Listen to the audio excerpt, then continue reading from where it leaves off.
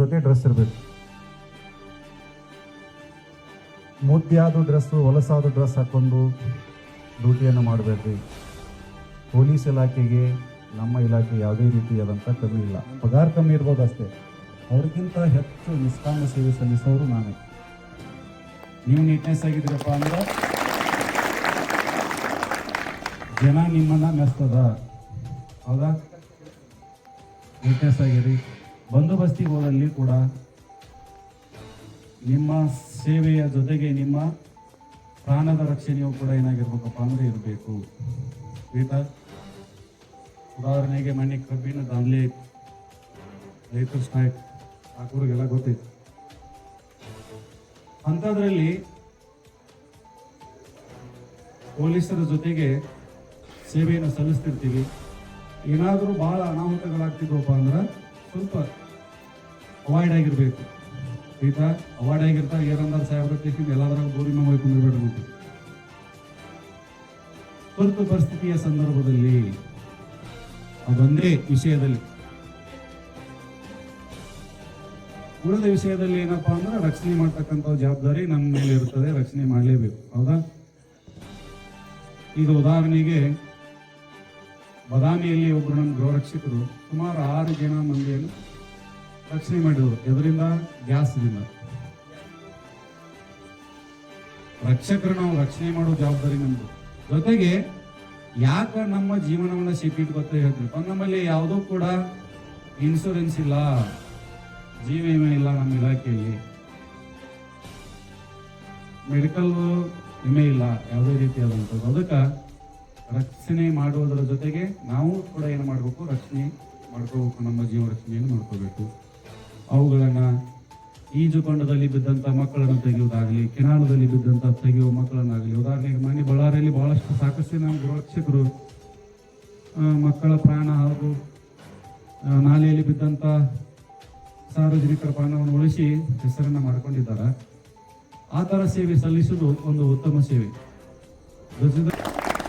ಇನ್ನು ಕಲಿಯುವಂಥ ವಿಷಯಗಳು ಬಹಳ ಇರೋದ್ರಿಂದ ಸರಿಯಾದ ರೀತಿಯಲ್ಲಿ ಕಲಿತು ಸಮಾಜಮುಖಿಯಾಗಿ ಕೆಲಸವನ್ನ ಈ ಒಂದು ದಳದ ಜೊತೆಗೆ ನಾವೆಲ್ಲರೂ ಸೇರಿ ಮಾಡ್ತೀವಿ ಅಂತ ಹೇಳಿ ಅವರ ಪರವಾಗಿ ನಾನು ನನ್ನ ಹೆಣ್ಣು ಮಕ್ಕಳ ಪರವಾಗಿ ನಿಮಗೆ ಭರವಸೆಯಿಂದ ಮತ್ತು ನಂಬಿಕೆಯನ್ನ ಪ್ರಮಾಣವನ್ನ ಮಾಡ್ತಾ ಇದ್ದೀನಿ ಸರ್. ನಮಸ್ಕಾರ. ಅಕ್ಕಾಪಡಿಯನ್ನು ರೆಡಿ ಮಾಡಿದೆ. ಅಕ್ಕಾಪಡಿಯ ಉದ್ದೇಶ ಏನಪ್ಪಾ ಅಂದ್ರೆ, ಎಲ್ಲಿ ಮಹಿಳೆಯರ ವಿರುದ್ಧವಾಗಿ ಶೋಷಣೆ ನಡೀತಾ ಇದೆ, ಎಲ್ಲಿ ಮಕ್ಕಳ ಬಗ್ಗೆ ಶೋಷಣೆ ನಡೀತಾ ಇದೆ, ಅಲ್ಲಿ 4 ಜನ 5 ಜನ ಮಕ್ಕಳ ಶೋಷಣೆ ಮತ್ತು ಮಹಿಳೆಯರ ವಿರುದ್ಧ ಶೋಷಣೆ ನಡೀತಾ ಇದೆಯಲ್ಲ, ಅವರ ಆ ಶೋಷಣೆಯನ್ನು ಬಗ್ಗು ಬಡಿಲಿಕ್ಕೆ ಹೋಗಲಾಡಿಸ್ಲಿಕ್ಕೆ ಏನು ಮಾಡ್ತದಪ್ಪ ಅಂದರೆ ಅಕ್ಕಪಡೆಯನ್ನು ಸರ್ಕಾರ ರಚನೆ ಮಾಡಿದೆ. ಅಲ್ಲಿ ನಮ್ಮ 4 ಜನ, ಒಂದು ಇಲಾಖೆಯಿಂದ 4 ಜನರಿಗೆ ಏನಾಯಿತು, ಮಹಿಳೆಯರಿಗೆ ಉದ್ಯೋಗ ಸಿಕ್ಕಂತಾಯಿತು. ಇನ್ನೂ ಅದ್ರ ಎಲ್ಲ ಥರ ಕಲಿತನು, ಇದ್ರೊಳಗೆ ಕೆಲಸ ಮಾಡ್ತನು. ಇದರಿಂದ ನನಗೆ ಭಾಳ ಒಂಥರ ಹೆಮ್ಮೆ. ನನ್ನ ಇದನ್ನು ಗೃಹ ರಕ್ಷಕರು ಕೆಲಸ ಮಾಡೋದ್ರಿಂದ ನಂಗೆ ಭಾಳ ಅಂದ್ರೆ ಭಾಳ ನನ್ನ ಮನಸ್ಪೂರ್ವಕ ಹೇಳ್ತೀನಿ, ನಮ್ಗೆ ಭಾಳ ಖುಷಿ, ಭಾಳ ಹೆಮ್ಮೆ. ನಾನು ಇನ್ನೂ ಎಲ್ಲ ಥರ ಕಲಿತನು, ಸರ್ ಹೇಳಿದೆಲ್ಲ ಪಾಲಿಸ್ತನು. ಸರ್ಕಲಲ್ಲಿ ಆಟೋ ಸ್ಟ್ಯಾಂಡ್ ಸರ್, ನನಗೆ 4 ಹೆಣ್ಣು ಮಕ್ಕಳು 1 ಗಂಡು ಮಗು ಇದೆ. ನಿನ್ನೆ ನಾನು ಖಾಕಿ ಡ್ರೆಸ್ ಹಾಕಿ ನನ್ನ ಹೆಂಡತಿಗೆ ವಿಡಿಯೋ ಕಾಲ್ ಮಾಡಿ ತೋರಿಸಿದ್ದೇನೆ. ನನ್ನ ಮಕ್ಕಳು ಅಬ್ಬಾ ಪೊಲೀಸ್ ಬನ್ನಿ ಅಂತ ಹೇಳಿದ್ರು. ನನಗೆ ಭಾಳ ಹೆಮ್ಮೆ ಇದೆ ಇದಕ್ಕೆ. ಮಾಡಿಸ್ತೀನಿ. ಅದೇ ರೀತಿ ನಂದು ವೃತ್ತಿ ಜೀವನ ಆಟೋ ಆಗೈತೆ ಸರ್. ಆಟೋ ಕೆಲಸನೂ ಮಾಡ್ತೀನಿ. ಮತ್ತು ನಾನು ಈ ಹೋಮ್ಗಾರ್ಡ್ಸ್ ಕೆಲಸನೂ ಮಾಡ್ಕೊಂತ ನಾನು ಅದನ್ನು ಒಂದು ಮಾಡ್ಕೊಂಡು ಹೋಗ್ಬೇಕಂತ ನನಗೆ ಭಾಳ ಆಸೆ ಇದೆ ಸರ್. ಅದೇ ರೀತಿ ಈಗ ಗ್ರಾಮ ಪೂರ್ವಾನಂದ ಮಹಾಸ್ವಾಮಿಗಳವರ ಅಡಿದಾವರಗಳಲ್ಲಿ ಮನೆಮನೆದು ಈ ಗ್ರಾಮದ ಇನ್ನವರ ಆರಾಧ್ಯ ದೇವತೆ ಶ್ರದ್ಧಾನಂದ ಸ್ವಾಮೀಜಿಯವರ ಅಡಿದಾವರೆಗಳಲ್ಲೂ ಕೂಡ ಅನಂತ ಕೋಟಿ ಪ್ರಣಾಮಗಳನ್ನು ಸಲ್ಲಿಸುತ್ತಾ, ಈ ಆಶ್ರಮದ ಪೀಠಾಧ್ಯಕ್ಷರು ಆದಂಥ ಶ್ರೀರವರ ಪಾದಾರೊಂದಿಗಳಿಗೂ ಕೂಡ ಮನೆಮನೆದು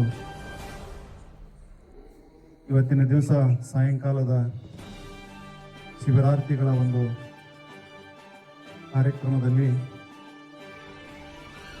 ಅಪ್ಪಾಜಿಯವರ ಒಂದು ಆಶೀರ್ವಾದದೊಂದಿಗೆ 3 ದಿನಗಳ ಕಾಲ ಶಿಬಿರಾರ್ಥವನ್ನು ಪೂರ್ಣಗೊಳಿಸಿ 4ನೇ ದಿನಕ್ಕೆ ಪಾದಾರ್ಪಣೆಯನ್ನು ಮಾಡ್ತಾ ಇದ್ದೀವಿ. ಹೀಗೆ 3 ದಿನ ಹೇಗೆ ನಡೆದುಕೊಂಡು ಬಂದಿದೆಯೋ ಹಾಗೆ ಇನ್ನೂ 7 ದಿನಗಳ ಕಾಲ ಇದೇ ರೀತಿಯಾಗಿ ಶಿಸ್ತು ಬದ್ಧತೆಯಿಂದ ಮುಂದುವರಿಸಿಕೊಂಡು ಹೋಗೋಣ. ಈ ಶಿಬಿರಾರ್ಥದ ಒಂದು ಹೆಸರನ್ನು ಅರ್ಥಪೂರ್ಣವಾಗಿ ಪಡೆದುಕೊಂಡು ಅಪ್ಪಾಜಿಯವರ ಆಶೀರ್ವಾದದೊಂದಿಗೆ ತರಬೇತಿಯನ್ನು ಪೂರ್ಣಗೊಳಿಸಿ ಮತ್ತೆ ಅಪ್ಪಾಜಿಯವರು ನಮ್ಮನ್ನು ಕರೆಯುವ ಹಾಗೆ ಹೆಸರನ್ನು ಮಾಡಿಕೊಂಡು ಮಠಕ್ಕೆ ನಮ್ಮ ಅಳಿಲು ಸೇವೆಯನ್ನು ಸಲ್ಲಿಸಿ ಸ್ವಚ್ಛತೆಯನ್ನು ಕಾಪಾಡಿಕೊಂಡು ಹೋಗೋಣ ಅನ್ನುವಂಥ ಮಾತನ್ನು ಕೂಡ ಈ ಸಂದರ್ಭದಲ್ಲಿ ಹೇಳುತ್ತಾ, ಎಲ್ಲರೂ ಕೂಡ ಶಿಸ್ತುಬದ್ಧವಾಗಿ ನಯ ವಿನಯತೆಯಿಂದ ಸಂಸ್ಕಾರದಿಂದ ಮುಂದುವರೆದು ತರಬೇತಿಯನ್ನು ಮುಗಿಸಬೇಕು. ಯಾರೂ ಕೂಡ ಅಸಭ್ಯವಾಗಿ ವರ್ತನೆ ಮಾಡಬೇಡ್ರಿ. ಮಠದಲ್ಲಿ ನಮ್ಮ ಗೃಹರಕ್ಷಕರ ಹೆಸರು ಬರುವಾಗ ರೀತಿಯಲ್ಲಿ ನಾವು ನಡೆದುಕೊಂಡು ಹೋಗ್ತೀವಿ ಅನ್ನುವಂಥ ಮಾತನ್ನು ಅಪ್ಪಾಜಿಯವರ ಮುಂದೆ ನಾವು ಜಿಲ್ಲಾ ಕಮಾಂಡೆಂಟ್ ಆಗಿ ಅವರಿಗೆ ಮಾತನ್ನು ಕೊಡ್ತಾ ಇದ್ದೀನಿ. ಆ ಮಾತನ್ನು ಕೂಡ ನೀವು ಎಲ್ಲ ಗೃಹರಕ್ಷಕರು, ನಮ್ಮ ಘಟಕಾಧಿಕಾರಿಗಳು, ಬೋಧಕರು ಉಳಿಸಿಕೊಂಡು ಹೋಗಿ ಹೆಸರನ್ನು ತರಬೇಕು ಅನ್ನುವಂಥ ಮಾತನ್ನು ಕೂಡ ಹೇಳಿ ಒಂದೆರಡು ಮಾತುಗಳನ್ನು ಮುಗಿಸ್ತಾ ಇದ್ದೇನೆ. ಗುರು ಸೇವೆ ವರಪುಣ್ಯವಿಲ್ಲದೆ ಬರಿದೇ ಸುಖ ಭೋಗವು ದೊರಕುವುದುಂಟೆ ಆತ್ಮ. ಇದರೊಳಗೆ ಹಾಡೋರು ಯಾರೂ ಇಲ್ಲ. ಒಬ್ಬರಿಗೆ ಕೈ ತೋರಿಸಬಾರ್ದು. ನೀವು ಹಾಡ್ಕೋತ ಇರಬೇಕು, ನಕ್ಕೋತ ಇರಬೇಕು. ನೀವು ಇನ್ನು 7 ದಿವಸ ಮುಗಿಸ್ಕೊಂಡು ಹೋಗೋದಲ್ಲ ಇದು ಜೀವನ. ಇಲ್ಲಿಗೆ ಮುಕ್ತಾಯ, ಇಲ್ಲಿಗೆ ಪ್ರಾರಂಭನ ಇಲ್ಲ ಜೀವನಕ್ಕೆ. ಎಷ್ಟು ಹಸನ್ಮುಖಿಗಳಾಗಿರ್ತೀರಿ, ನಮ್ಮ ಅನಿಸಿಕೆಗಳನ್ನು ಹಂಚ್ಕೋತೀರಿ. ನಮ್ಮಿಂದ ಏನಾದ್ರು ನಿಮಗೆ ತೊಂದರೆ ಆಗಿದ್ದು, ನಿಮ್ಮಿಂದ ನನಗೇನು ತೊಂದರೆ ಆಗಿದ್ದೇನೋ ಕಂಡು ಬಂದಿಲ್ಲ. ಮತ್ತ ಏನಂತ ಕೇಳಿದ್ರೆ ಆದ್ರೆ ನಿಮಗೆ ಬಹಳ ಚಂದ ಇಟ್ಟಾನಿರಿ. ಯಾವುದೇ ರೀತಿಯಿಂದ ಜಡ್ಡು ಚಪಾತಿ ಇಲ್ಲ. 8ನೇ ತಾರೀಕಿಗೆ ನಿಮಗೆಲ್ಲ BP ಶುಗರ್ ಎಲ್ಲ ಟೆಸ್ಟ್ ಮಾಡಕ್ಕೇನಪ್ಪ ಅಂತ ಕೇಳಿದ್ರೆ ಡಾಕ್ಟ್ರಿ ಸಲಹೆ ಮಾಡಿದ್ದಾರೆ. ನಿಮಗೇನಪ್ಪ ಅಂತ ಕೇಳಿದ್ರೆ ಯಾವುದೇ ರೀತಿಯಿಂದ ನಿಮಗೆ ಜ್ವರ ಬರಲಿ, ನೆಗಡಿ ಬರಲಿ, ಮೈಕೈ ನುಸುದು ಬರಲಿ, ಇದು ಅರ್ಜುನ ಪಾದಕ್ಕೆ ಹಾಕ್ರಿ, ಏನೂ ಆಗೋದಿಲ್ಲ ನಿಮಗೆ. ಅರ್ಜುನ ಪಾದಕ್ಕೆ ನೀವು ಬಂದಿರಿ ಅಂತಂದ ಬಳಿಕ ಅಜ್ಜ ನಿಮಗೆ ಕೈ ಬಿಡೋದಿಲ್ಲ. ಯಾಕಂತ ಕೇಳ್ರಿ, ನಿಮ್ಮ ಮನಸ್ಸು ಬಹಳ ಸ್ವಚ್ಛ ಅದ. ನೀವು ಸ್ವಚ್ಛ ಮಾಡಕ್ಕೆ ಬಂದಿರಿ. ಸ್ವಚ್ಛ ಇದ್ದವ್ರ ಸ್ವಚ್ಛ ಮಾಡಬೇಕಲ್ಲ. ಮಾತು ಸ್ವಚ್ಛ ಇರಬೇಕು, ಬಟ್ಟೆ ಸ್ವಚ್ಛ ಇರಬೇಕು, ನೀ ಇರೋ ಜಾಗ ಸ್ವಚ್ಛ ಇರಬೇಕು. ಅಂದ್ರೆ ಭಗವಂತನ ಕೃಪೆ ನಮ್ಮ ಮೇಲೆ ಆಗ್ತದ. ಏನ್ರಿ ಸಿದ್ದೇಶ್ವರ ಸ್ವಾಮಿಗಳು ಹೇಳಿದ ಒಬ್ಬ ಎದ್ದು, ನೀವು ಬೆಳಗ್ಗೆ 6 ಗಂಟೆಗೆ ಈ ರೀತಿ ಪ್ರವಚನ ಮಾಡ್ತಿದ್ರಿ. ಹಿಂಗ ಜನ ಸೇರ್ತಿತ್ತು, ಸಮೂಹ ಸೇರ್ತಿತ್ತು, ಲಕ್ಷ ಜನ. ಇಷ್ಟೆಲ್ಲ ನೀವು ಪ್ರವಚನ ಮಾಡಿದ್ರಿ. ಯಾರು ಗುಟ್ಕಾ ತಿನ್ನೋದು ಬಿಟ್ಟಾರ, ಯಾರು ಸಿಗರೇಟ್ ಸಿತ್ತೋದು ಬಿಟ್ಟಾರ, ಯಾರು ಜಗಳ ಮಾಡೋದು ಬಿಟ್ಟಾರ, ಯಾರು ದಾರು ಕುಡಿಯೋದು ಬಿಟ್ಟಾರ, ಯಾರು ಪರಸ್ತ್ರೀ ಸಂಘ ಮಾಡೋದು ಬಿಟ್ಟಾರ, ಯಾರು ಬೆಂಕಿ ಹಚ್ಚು ಕೆಲಸ ಮಾಡೋದನ್ನ ಬಿಟ್ಟಾರ. ಎಲ್ಲ ನಡೆದೇ ಬಿಟ್ಟಾವು. ನೀವು ಹಿಂಗೆ ಹೇಳ್ಕೊತ ಹೊಟ್ಟಿರಿ, ಅವರು ಹಂಗ ಮಾಡ್ಕೊತ ಹೊಂಟು ಕೇಳ್ಕೊತ, ಅವರು ಹಂಗ ಮಾಡ್ಕೊತ. ಏನು ಪರಿವರ್ತನೆ ಅವಾಗ ಸಿದ್ದೇಶ್ವರ ಪರಂಪರೆ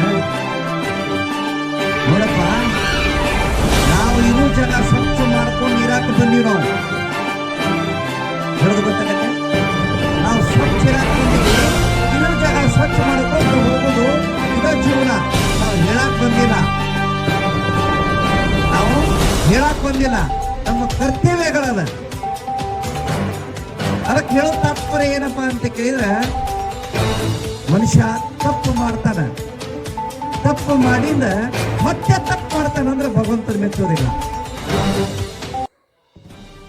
ನೀವು ತಪ್ಪು ಮಾಡಿದ್ರೆ ಭಗವಂತ ಏನ್ ಮಾಡ್ತಾನಂತ ನಿಮಗೆ ಮಾಫಿ ಮಾಡ್ತಾನ. ಒಬ್ಬ ಸನ್ಯಾಸಿ ಮಾಫಿ ಮಾಡೋದನ್ನ ನೆನಪಿಟ್ಟುಕೊಳ್ರಿ. ಎಲ್ಲರಿಗೂ ಉಪದೇಶ ಮಾಡವ ಇವನು. ನಿಂದು ಹೇಳೋದು ಕರ್ತವ್ಯ ಅಷ್ಟೇ ನಿಂದು. ಪರಿವರ್ತನೆ ಆಗೋದು ಬಿಡೋದು ಅವ್ರದ್ದು. ಜಗತ್ತನ್ನೋದು ಒಂದು ದೊಡ್ಡ ಅಡತಿ ಅಂಗಡಿ ಇದು. ಈ ಅಡತಿ ಅಂಗಡಿ ಒಳಗೆ ಒಬ್ಬ ಶೆಟ್ಟಿ ಅದಾನ, ಒಬ್ಬ ಮಾಲಕ ಅದಾನ.